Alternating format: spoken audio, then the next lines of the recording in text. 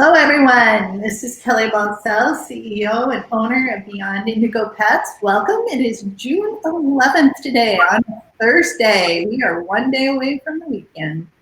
And today we have Miss Vibrant Shelly Johnson from Patterson University. Thank you for coming, Shelly. Pleasure. Shelly, tell us about Patterson U for the few people out there who maybe don't know about it. What is it, and what have you been doing lately? Wow, big question. So Patterson Veterinary University has been set on a foundation. It's continuing education for communications and service for veterinary practices who want to improve maybe their skills in communication service. We also have classes in practice management. And so for veterinary practice managers or veterinary practice owners or team members who have responsibilities with practice management tasks and jobs like inventory and human resources, reputation management or marketing, OSHA classes, and we have finance classes to help tie everything together. But that we've had those courses for about a dozen years. It's a real solid foundation. Those are real legacy courses that we have at Patterson. We also offer those in a virtual campus. The virtual campus has been around for about 2 years. And so we really have been able to, at this time with COVID, say, well, we sort of understand what we should be doing or a platform that we could use, but we're even learning a lot along the way as far as bring that education into a increased level of engagement with learners, and also provide relevant, timely education that they need now, and take a look at how much time they might have to be in courses. Practices are working really hard right now, as you know. Really hard. And their appointment times are no longer what they had been pre-COVID. And they're spending more time running back and forth, delivering curbside care, in and out. The way that we're communicating with our clients in veterinary practices, the way that we're communicating with our teams, the processes that we're going through, moving information digitally, things we didn't have digitally before, we do now. Payment processes are different. The way that we're greeting people, and really our whole flow has changed. And so at PVU, what we have been doing since the end of March is identifying through feedback from customers, through our tremendous sales force at Patterson and prior PVU students, what's needed out there. We're listening to the tempo, the pace, the grief, the concerns coming from social platforms. What are some of the things that practices are talking about, that veterinary groups are talking about, like on Facebook? And so we're paying attention and creating solutions that by the numbers, they're making an impact because they are being paid attention to, and folks are saying, hey, I saw this in this course of yours. Is there any way you could develop something that would help us here? And case in point, this is really interesting. You know, we had our legacy courses, and they're fee-based. And at Patterson, if you're a Patterson customer, you can also belong to our Veterinary Practice Success Network. So with your purchases, you're able to accumulate points, and education is part of that reward system. And so folks can attend classes utilizing those rewards. Well, yeah, so with that customer base, and also with the social customer base, we've got people who are saying, hey, we need more classes that are going to answer to these things. Well, because we are fee-based with a lot of our classes, and because of the urgency with what was going on with COVID, we created a curbside course, telehealth curbside course, that had a tremendous interaction with veterinary practices and veterinary practice team members. Individuals or teams attended this class. This was a complimentary course. We went away from our script on providing fee-based, or would it fall into the network, the loyalty network at Patterson. We said we needed to do something that was going to help across the board in the profession. A lot of people have been talking about telehealth for a couple of years. And we have friends at Vet Partners that have been in that business and working with telehealth. We're somewhat aware, but when COVID forced us into that type of conversation, and really thankful for people like Jessica Vogelsang bringing up conversation. And, it really has become a very wide and deep conversation now. We were able to notice that we could do something to at least provide the things that we see as being helpful in components that people might need to consider for their practices if they were going to offer curbside care. It's not to say that that was the rule book by any means, but giving a place for conversation for people to say, okay, we're interested and we're doing this, and we would probably add XYZ to this kind of plan. And that's exactly what the course should do. The course was to provide them, the practice, a landscape by which they can consider what they want to do to take care of their clients. So from that, and we had an amazing turnout with that course. We're still having folks take that class, and that was at the end of March, and they're still taking it. And we expect to see that have an interesting tale of involvement, to be honest. But inside of that feedback, people say, well, we just don't know what kind of plans to make or what we should do to organize inside of our practice. We've got technicians doing this over here, and our doctors are doing this, and our customer care people, our receptionists, what should we do here? And is there any way you can help us get organized? Well, we're not sure, but we'll give it a try. So we went to work. We dug in and we created a course that is veterinary practice, adaptation, and continuity planning. That's a 3-RACE approved CE course. Telehealth is a 1-RACE approved complementary CE course. This course is a 3 CE course and gets into more of business organization and planning for practices who have experienced any kind of a business disruption. Yeah. We happen to have the pandemic right here. We're living it right now. So we can say, oh, okay, this is a COVID course, but it's not. It is actually something, if we have challenges, business disruptions that are weather related in our practices, think tornadoes, think hurricanes, think of those instances where there's a catalyst that forces us to do something different in our practice. Inside of this course, it walks that practice through in a whole team approach in 4 very concentrated areas. We actually call our approach the focus 4, like 4-word. Yeah. And we always pick 4 buckets and we focus on those.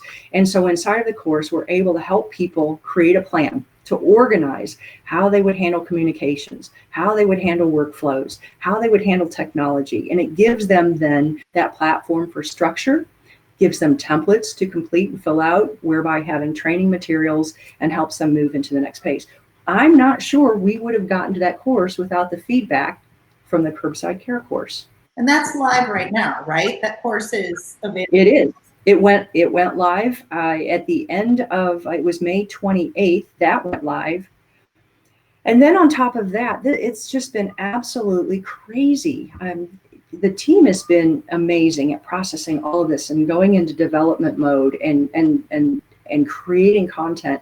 And we are creating content in a way that when we set up in-person sessions, we have a lot of written material. We have books. So it is really written, almost abstract in form, and it's written in chapters, etc. Okay. In the virtual environment, the construct is a little bit different. Yeah. We're getting to the point quicker. We're having interaction with flip cards and quizzes, and we're able to move through and integrate that learner in a faster process. The right, therefore, boy, and my team might kill me for this, it's not really a faster process, but there's a different efficiency model that we use with this. Mm-hmm. So, we took the feedback from that we continue to get with the enrollments for that particular course. We're listening and we're paying attention to the phase in for each state, right? So we also had our COVID resource page on Patterson, right, and PBU, and we're paying attention to phase in. What do we need to do in our practices to get ready to welcome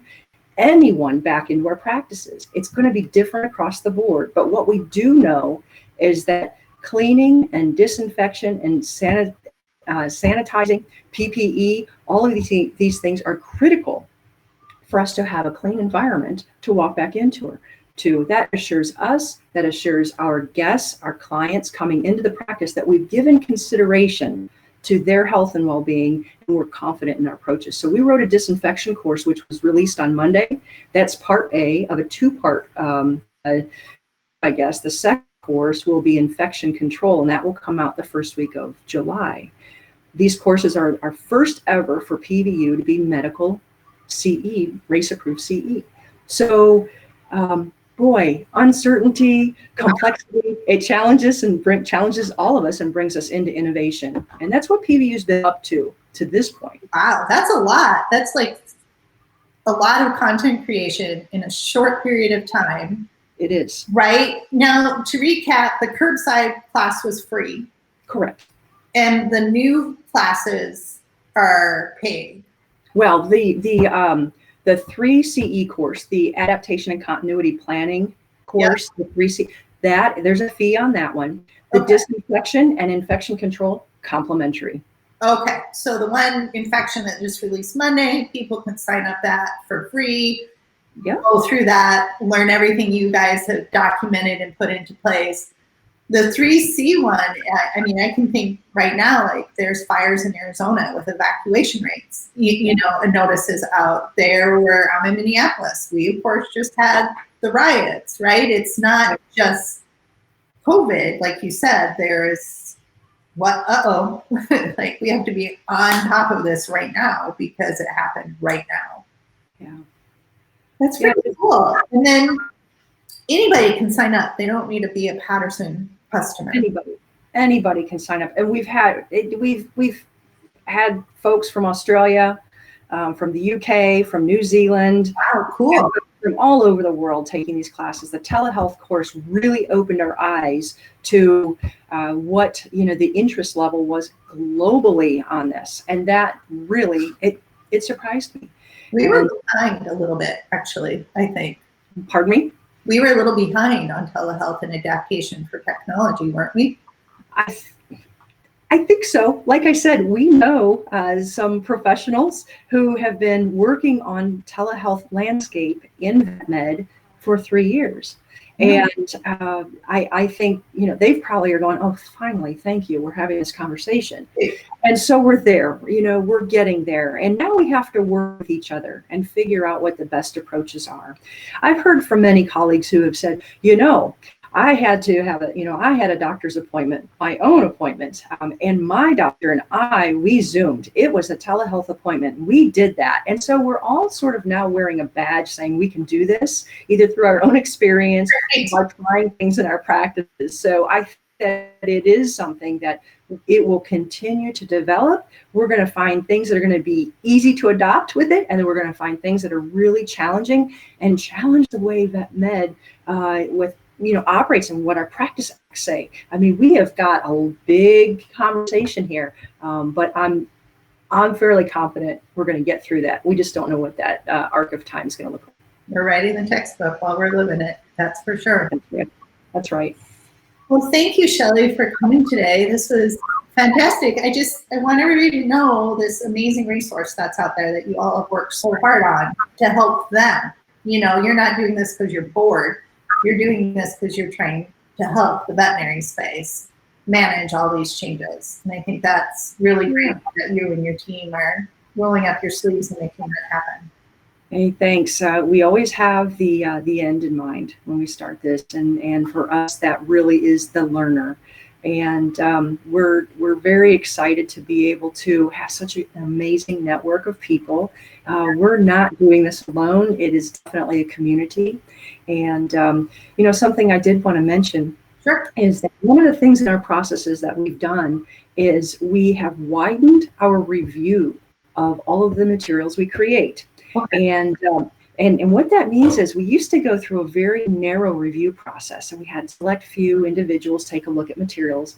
And now we are asking anyone who might be interested in reviewing PVU content to please, if you're interested, go to the pattersonvetuniversity.com website, go to the lower right-hand corner where it says contact support, and submit your interest there. And we are widening our span. We have gone from having about a half dozen reviewers. We moved to the next course, we were at about 12 to 18. We've moved to over 25 now. And so we're learning about feedback, we're learning about different perspectives, and everybody catches something different. So we can do this together. Please be a part of the Patterson community, Patterson Veterinary University community as well. And the university, we'd love to see you there, and join in. We can be part of this really process. Cool. You're crowdsourcing review feedback, right? That's right. Yep. Yeah, just to make everything bigger and stronger and more robust. Yeah. Yeah. That's cool. All right. Well, anything else you want to add today before we go? I can't think of anything other than I'm just real fortunate to work in a profession where there's just a lot of collaboration, and working, you're as strong as the people that you're working with, and everybody is raising each other. So thanks for the opportunity today, Kelly, to visit with you, and we hope to see you on campus too. That would be lovely. I'd love to learn. Learning is fun for me. So that's awesome. Thank you. You're welcome. Thank you.